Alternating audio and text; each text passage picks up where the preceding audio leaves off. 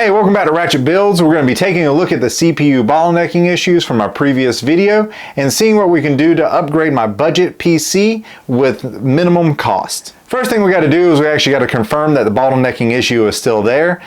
Since my last video, there has been a couple of updates to the game, and also I switched out the power supply on my PC over to a 750 watt MSI power supply. I picked it up for about $7 because I had to build my own cables for it. Let's just go ahead and retest, since I did change some of the configurations, make sure it's still there, and that way I can point out to what bottlenecking looks like and what can cause bottlenecking on your computer. And then we're also going to go into what we can do to fix it. So let's get over into Hogwarts Legacy, since that's where I was having my biggest issues last time, and let's start playing the game. Now that I'm in the game and I've got it running and everything, let's see if the bottlenecking is still here, which I've already seen some bottlenecking just on the load screen.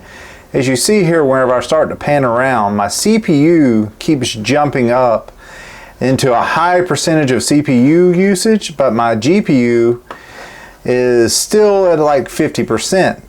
What that basically indicates to me is that the CPU is doing a whole bunch of work and trying to feed the GPU, and the GPU is kind of in the background just like waiting for stuff to load in.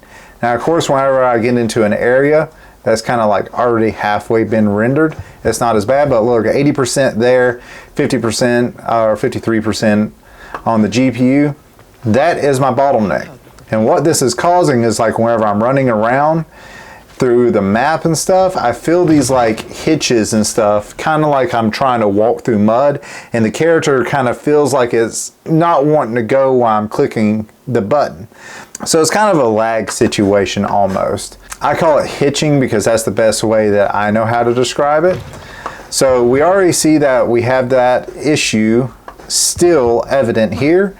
And this was actually pointed out by a couple of my viewers. They left comments down below, and I didn't even notice it whenever I was shooting the video until I saw the comments, went back and reviewed the footage, and realized why the GTX 1070 didn't seem like it was doing as good as what the 1060 had done previously. In the case with my computer, what is causing the bottleneck is going to be the CPU. It's just not fast enough to feed the GPU the information that is needed, at least not in this game.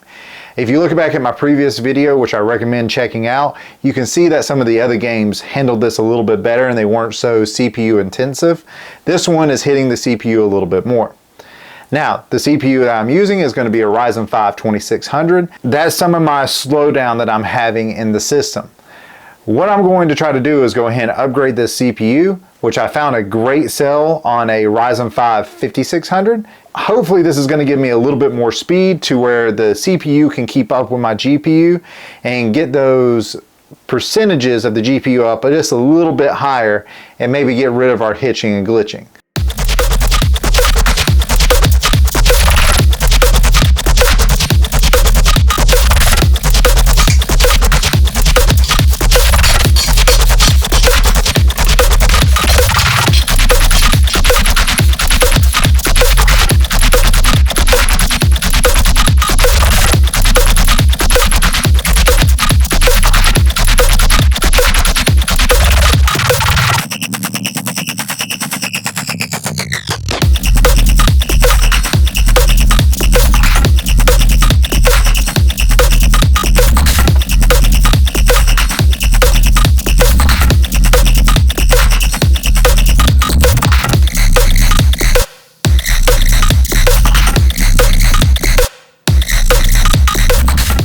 With the CPU installed, I went ahead and ran some thermal testing on this, ran some benchmarks, and also did just a preliminary setup about the same that I had it before.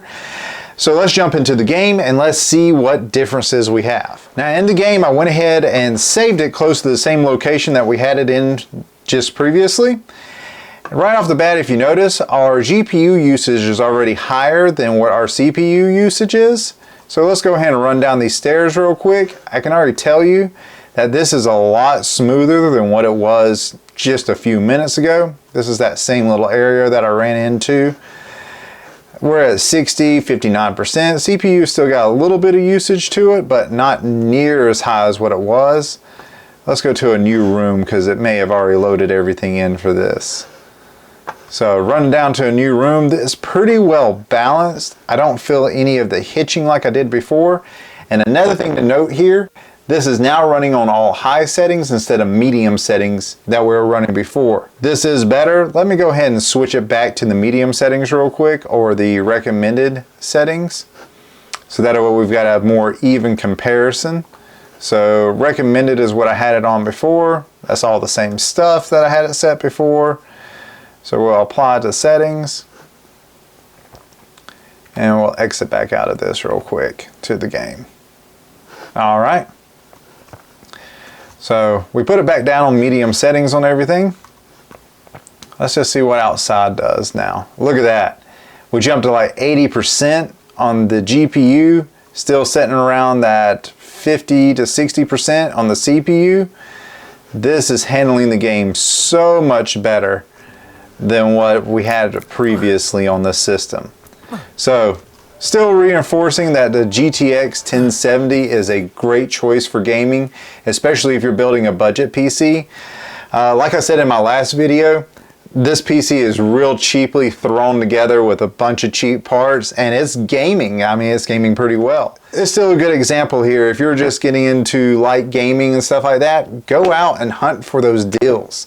This whole PC is built off of deals, and it's pretty good. For example, the CPU that I just picked up, like I said, around $80. It's changed a little bit of price since then, but it was $80 whenever I got it. You can pick up a used one probably cheaper. Power supply I just put into it and swapped out. $7 power supply. Didn't have any cables, had to build my own cables, but I've got plenty of extra parts for my scenario. So cheap power supply that is a better quality, and you can always throw something together if you don't mind hunting around and don't have to have it right here, right now. If you like this video, leave me a like down below. If you disliked it, leave me a dislike. That way I can gauge on what y'all want to see more content of. Until next time, y'all have a good one.